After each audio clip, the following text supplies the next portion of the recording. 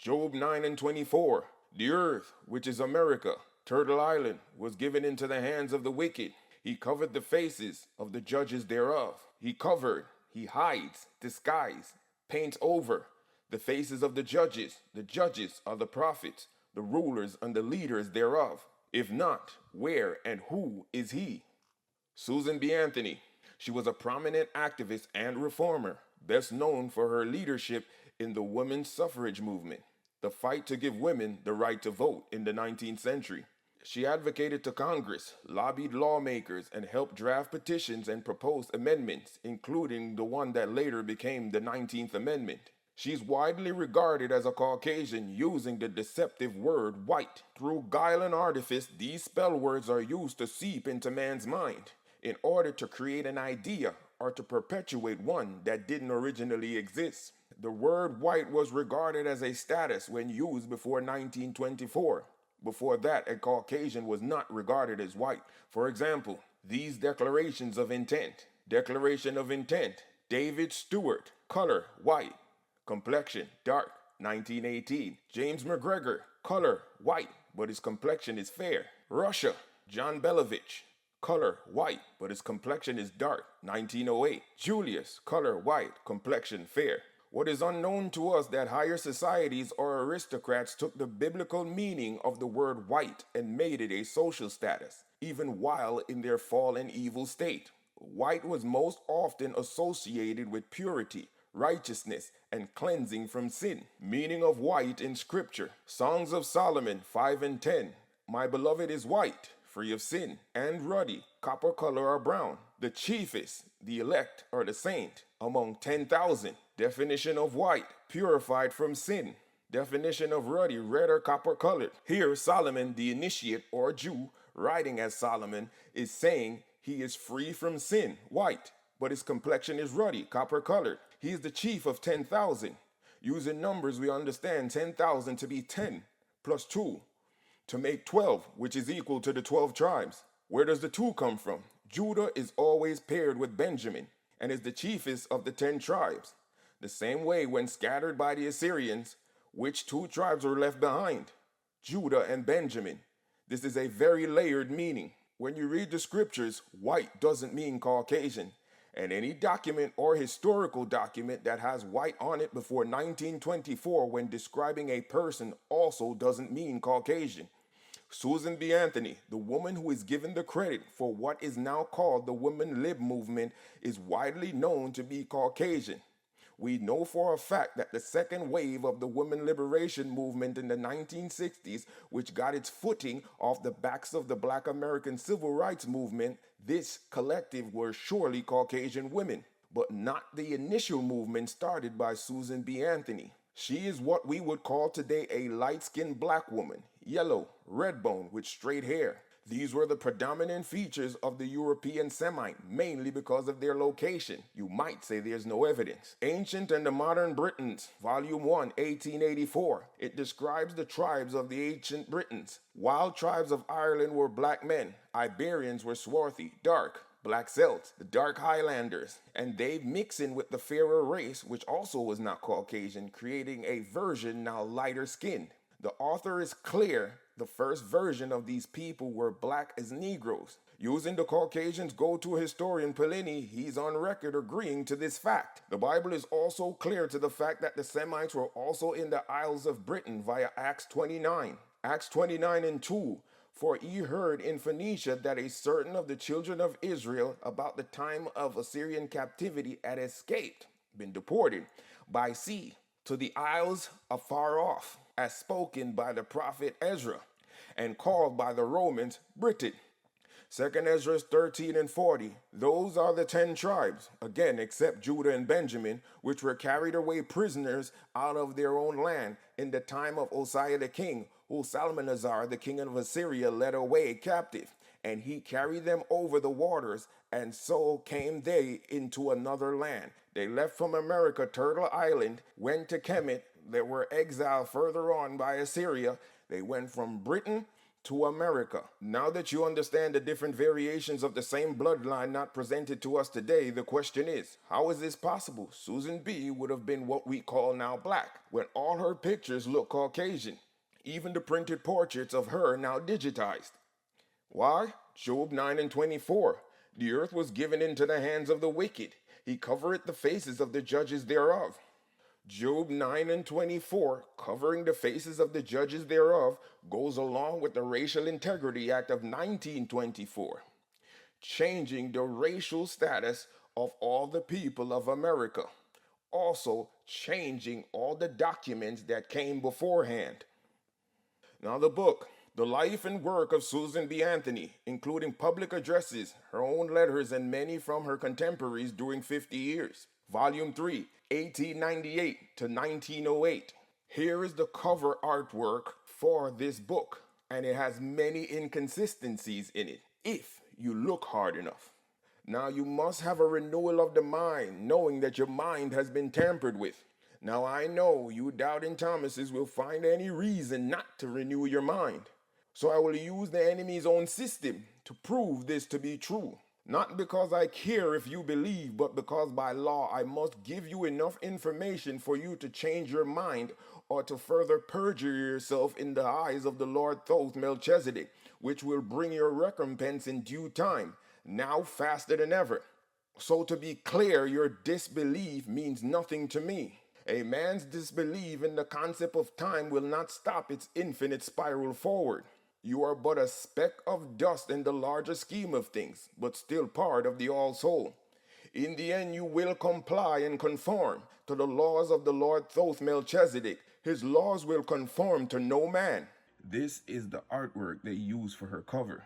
The issues I found were the left side of her face, the back side of her hair, this hand, and the would be her left hand, our left. Now, the issue with this side of the face is overexposed right side of the face. Left side abruptly becomes dark, poor job of touching up. This, the back of the hair, overexposed hair, except the end of the hair, which should also be overexposed because of the angle of the light. Now we come to this hand, which is overexposed with lighting. The hand is overexposed, but the garment behind didn't inherit any of the overexposure of the light, which makes no sense. If you look behind here, it's pitch black. Then we come here to this hand. This hand is her real complexion. Compare her two hands. So I upload the original picture to ChatGPT, the AI, to scan for any signs of tampering. While ChatGPT was reluctant to spill the truth initially because the enemy is a liar and all his machines and creations are trained to do the same. But using the arts, it must conform to me. I, doing the will of the Lord Thoth Melchizedek, all things must bend to my will. And it confirmed in its own words. Confirm, the image you presented, the portrait of Susan B. Anthony standing beside the ornate chair, originates from the life and works of Susan B. Anthony, including public addresses, her own letters, and many from her contemporaries during the 50 years by Ida Harper, 1898. Below is a technical assessment of the photograph as printed in that book, confirmed retouching.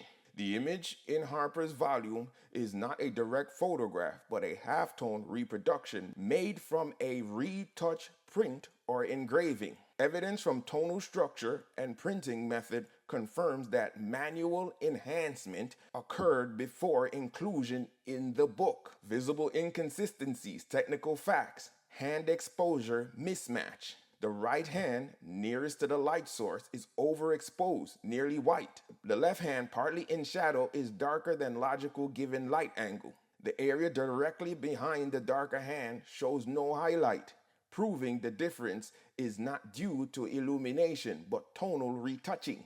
Facial tonality versus neck and hands. The face has a smoother, brighter surface with reduced grain, unlike surrounding textures. The neck and lower jaw have heavier midtones, suggesting separate burning or blending during print preparation. Here contrast. Most of the hair is pale gray, yet one rare portion remains dark despite exposure to the same light source. This tonal inconsistency is typical of selective lighting applied with a fine brush or graphite during retouching. Background, subject separation, a faint light halo surrounding the shoulders and arms. This effect was produced by scraping or bleaching around the subject's outline to increase separation. Standard retouching practice in 19th century halftone plates. Unequal texture resolution. The dress retains photographic grain and shadow depth. The face and hands have been smoothed to near matte uniformity, meaning detail was removed intentionally. Conclusion, direct and factual. The portrait of Susan B. Anthony as printed in the Life and Works of Susan B. Anthony, 1898, is retouched.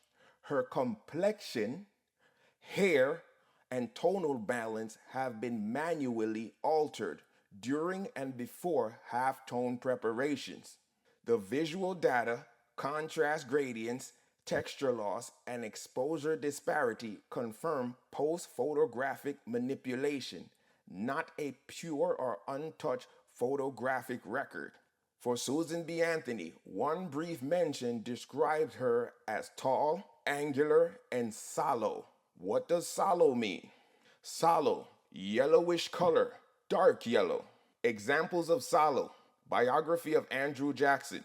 A certain Negro man named Ben, commonly known by the name of Ben Fox. He is about 5 foot 6 inches high, chunky made, yellow in complexion. Semite comes in different variations. This is a perfect example, or he is, Charles Wrangel. He was once in politics. He is a perfect example of what the European type looked like. The King James version of what we're speaking about. Or, again, Susan B. Anthony. These are the types we're talking about. A phenotype that we don't really classify as Negro or Semite, but they are. They're from the same bloodline. There's just different variations. These have thin lips, probably a more straight nose, and obviously the straighter hair, which we attribute to only white folks. But we have other people that look like that. We even have rappers that look like that. Snoop Dogg has this same phenotype, and Cat Williams has the same phenotype, and we don't call them white, we call them black. But it's just your eyes got to get used to seeing these things.